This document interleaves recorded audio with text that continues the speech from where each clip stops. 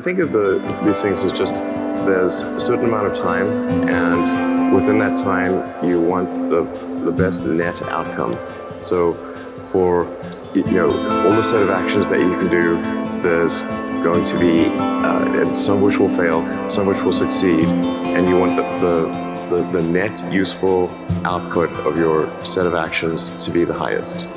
Work like hell. I mean, you just have to put in 80 to 100 hour weeks every week. All those things improve the odds of success. If other people are putting in 40-hour work weeks and you're putting in 100-hour work weeks, then even if you're doing the same thing, you know that in 1 year you will achieve what they achieve. You will achieve in 4 months what it takes them a year to achieve. If you want to make progress in things, I think the best analytical framework for understanding the future is physics. I'd recommend studying the thinking process around physics, like not the equations. I mean, the equations certainly they're helpful, but the way of thinking in physics is it's the best framework for understanding things that are counterintuitive, and always taking the position that you are to some degree wrong, and your goal is to be less wrong over time. One of the biggest mistakes people generally make, and I'm guilty of it too, is wishful thinking. Like you want something to be true even if it isn't true. And so you ignore the things that, you ignore the real truth because of what you want to be true. This is a very difficult trap to avoid. And like I said, certainly one that I find myself in having problems with. But if you just take that approach of you're always to some degree wrong and your goal is to be less wrong, and solicit critical feedback, particularly from friends. Particularly friends, if somebody loves you, they want the best for you. They don't want to tell you the bad things. So you have to ask them, and say, really, I really do want to know. and then they'll tell you. You don't need college to learn stuff, okay? Everything is available basically for free. You can learn anything you want for free. It is not a question of learning.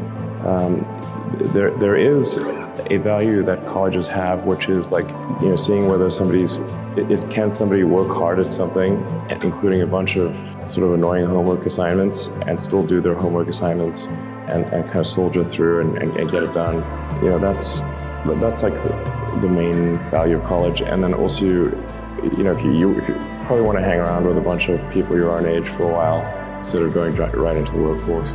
So I think colleges are basically for fun and to prove you can do your chores, but they're not for learning. I think failure is bad. I don't think it's good. But if something's important enough, then you do it even though the risk of failure is high. And so I think my advice, if somebody wants to start a company, is they should bear in mind that the most likely outcome is that it's not going to work, and they should reconcile themselves to that strong possibility. And they should only do it if they feel that they are really compelled to do it. If something really makes sense, or if it's just what everybody else is doing. It's hard to think that way. You can't think that way about everything. It takes a lot of effort, but if you're trying to do something new, it's the best way to think. You need to work, depending upon how well you want to do, particularly if you're starting a company, you need to work super hard. So what does super hard mean? Well, when my brother and I were starting our first company, instead of getting an apartment, we just rented a small office and we slept on the couch. And we showered at the YMCA, and we're so hot up we had just one computer. So the website was up during the day, and I was coding at night, 7 days a week, all the time. And I sort of briefly had a girlfriend in that period, and in order to be with me, she had to sleep in the office. So work hard, every waking hour. That's the thing I would say, particularly if you're starting a company. And if you do simple math, you say okay, if somebody else is working 50 hours and you're working 100, you'll get twice as much done in the course of a year as the other company.